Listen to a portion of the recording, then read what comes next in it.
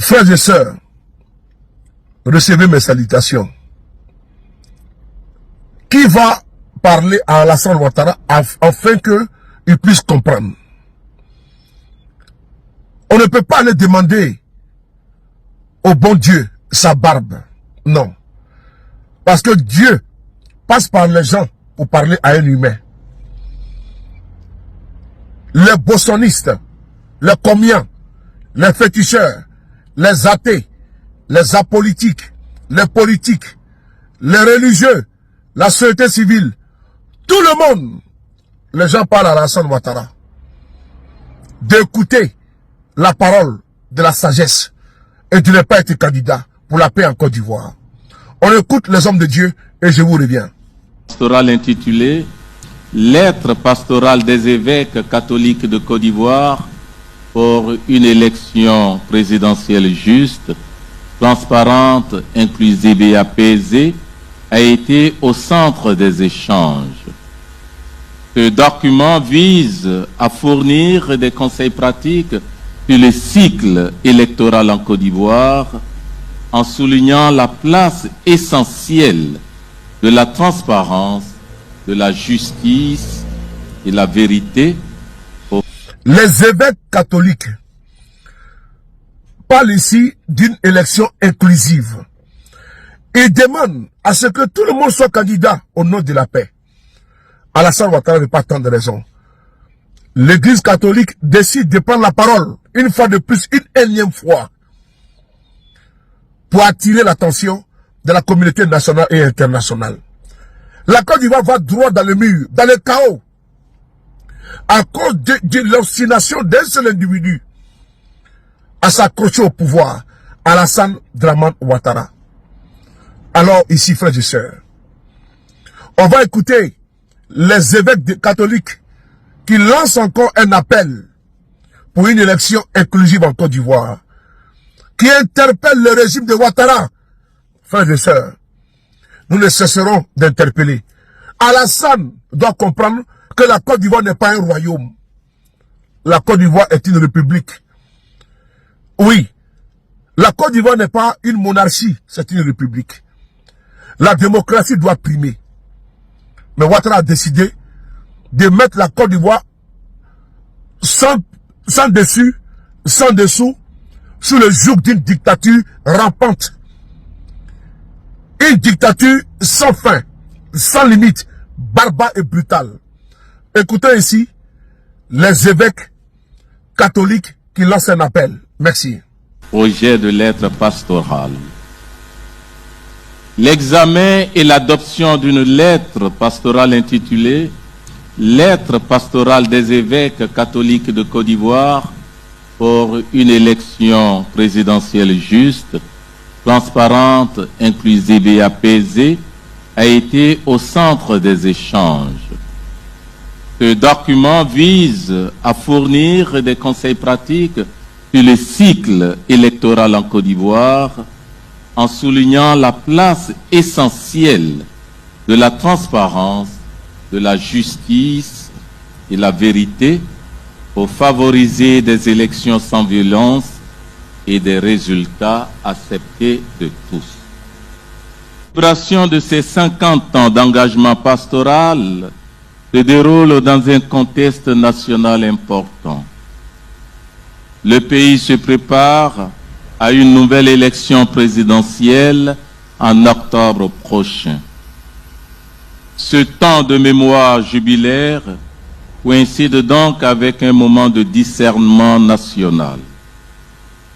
La célébration prend ici une résonance particulière en ce sens qu'elle invite les évêques non seulement à regarder leur parcours ecclésial, mais aussi à renouveler leur engagement pour une Côte d'Ivoire de justice, de vérité, de paix et de fraternité. De la mémoire, une église au cœur de la nation. Pour les évêques ivoiriens, faire mémoire, ce n'est pas vivre dans le passé, c'est relire l'action de Dieu dans leur histoire comme le peuple d'Israël dans le désert. Et je cite. Souviens-toi de tout le chemin que le Seigneur ton Dieu t'a fait faire. Deutéronome chapitre 8, verset 2. Aussi se souviennent-ils de l'Église ivoirienne née dans l'élan missionnaire, enracinée dans les villes et villages, les quartiers et les familles. Du rôle de l'Église dans les temps de crise, quand les voix prophétiques ont appelé à la réconciliation, à la vérité, à la justice et à la non-violence. Des communautés qui, souvent dans le silence, ont œuvré pour l'éducation des enfants et des jeunes, le soin des malades, la solidarité avec les faibles et les pauvres. Cette mémoire les appelle à la gratitude vis-à-vis de chaque membre du peuple de Dieu et de chaque habitant de la Côte d'Ivoire. Cette mémoire les appelle aussi à la lucidité, car aussi bien dans le pays que dans l'Église, la mémoire est parfois blessée par les divisions ethniques, les violences électorales, les injustices économiques, de mal gouvernance. Faire mémoire, c'est s'engager à pardonner, à réparer, à rebâtir l'unité ecclésiale et nationale. C'est pourquoi les évêques, assumant toutes leurs responsabilités individuelles et collectives, demandent pardon à leurs collaborateurs, clergés, personnes consacrées et fidèles laïcs du Christ, pour les écarts dans leur agir et leur être. À la mission témoin de paix et d'espérance. Le Christ envoie ses disciples. Vous êtes le sel de la terre, la lumière du monde. Matthieu chapitre 5, versets 13 à 14. Aujourd'hui, plus que jamais, la mission de l'Église en Côte d'Ivoire est d'être lumière dans les ténèbres de la peur, celle dans les blessures de la haine, voix dans les silences de l'injustice. À l'approche de l'élection présidentielle d'octobre 2025, en attendant la lettre pastorale pour une élection présidentielle juste, transparente, inclusive et apaisée, après leur message sur le même sujet, les évêques de Côte d'Ivoire estiment que le pays a besoin d'une église prophétique. Une église qui éduque à la citoyenneté responsable, à la non-violence, au dialogue. Une église qui ne pactise pas avec les intérêts partisans, mais qui se tient aux côtés des petits, des oubliés, des déguerpis, des faibles. Une église qui invite les jeunes à croire en la paix et à refuser la manipulation. Une église qui pratique la vérité, la transparence dans sa gouvernance pastorale, économique et financière. Cette mission ne saurait se limiter au seul peuple de Dieu. Elle s'étend aussi à la nation.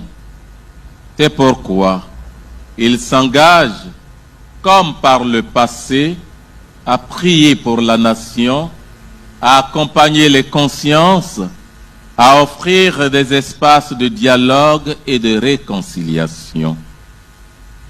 Pour une Église toujours plus synodale, marcher ensemble pour la paix.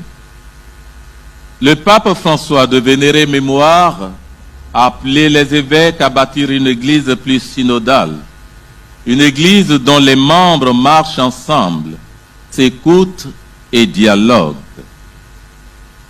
Il a plu au Saint-Esprit et à nous Actes chapitre 15, verset 28. Les évêques de Côte d'Ivoire se sentent particulièrement interpellés par ce verset en cette année jubilaire.